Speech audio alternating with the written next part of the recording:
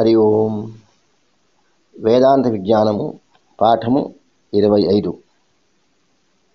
అంతఃకరణ వృత్తి నిరోధము. అంతఃకరణ వృత్తి నిరోధం తెలుసుకుందాం. మనస్సు, బుద్ధి, చిత్తము, అహంకారము ఒక్కొక్క దాని నిరోధం గురించి తెలుసుకుందాం. అహంకారమును నిరోధించడం ఎట్లు? కామ, క్రోధ, లోభ, మోహ, మదమాత్సర్యములు అహంకారము అనబడును. ఇవి రజోగుణ, తమోగుణ సముద్భవాలు. అద్వేష్ట సర్వభూతానాం మైత్రః కరుణ ఏవ చ నిర్మమో నిరహంకారః సమదుఃఖ సుఖశ్చమీ అని గీతలో అన్నారు.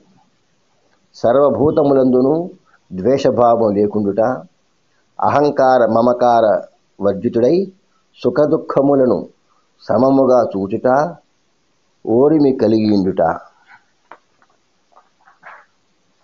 సంతుష్ట సతతం యోగి యతాత్మ దృఢనిశ్చయః.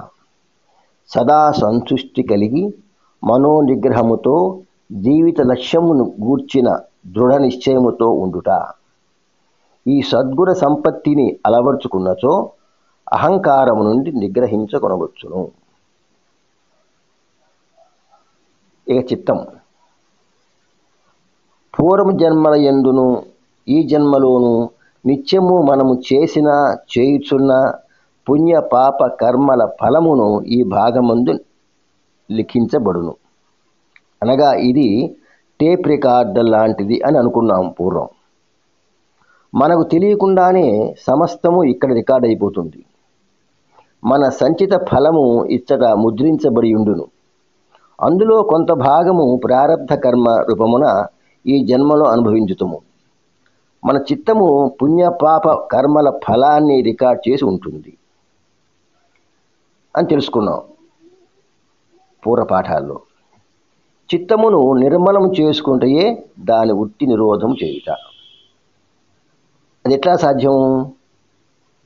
మనం నిత్యము చేయు నిత్య నైమిత్తిక కర్మల ద్వారా ప్రారబ్ధ భాగమందలి పాప భాగము నశించి పుణ్యభాగము మాత్రము మిగులును. ఇది మిగలాలి. దీని సహాయంతో మాత్రమే మనము బ్రహ్మజ్ఞానము కొరకు ప్రయత్నించాలి. పుణ్యభాగము కూడా అనుభవించటం అయిపోయిన మరుక్షణంలో ఈ జీవుడు శరీరాన్ని వదిలిపోతాడు. అంతటితో ప్రారబ్ధ అనుభవం అయిపోతుంది. బ్రహ్మజ్ఞానము కలుగగానే సంచితము పూర్తిగా నశిస్తుంది. జ్ఞానాగ్నియందు సంచిత ప్రారబ్ధ ఆగామి కర్మఫలములు దగ్ధమైపోవును. కావున తేలింది ఏమిటంటే, చిత్తమందలి మాలిన్యము అనగా పాప సంచితము పోగొట్టుకోవాలన్నా మనము నిత్యము నిత్య నైమిత్తిక శ్రౌత్ర స్మార్త కర్మలను విధిగా ఆచరించవలెను. ఫలాపేక్ష లేని కర్మలను ఆచరించడం వలన చిత్తము నిర్మలమై చిత్తవృత్తి నిరోధము కలుగును. స్వస్తి.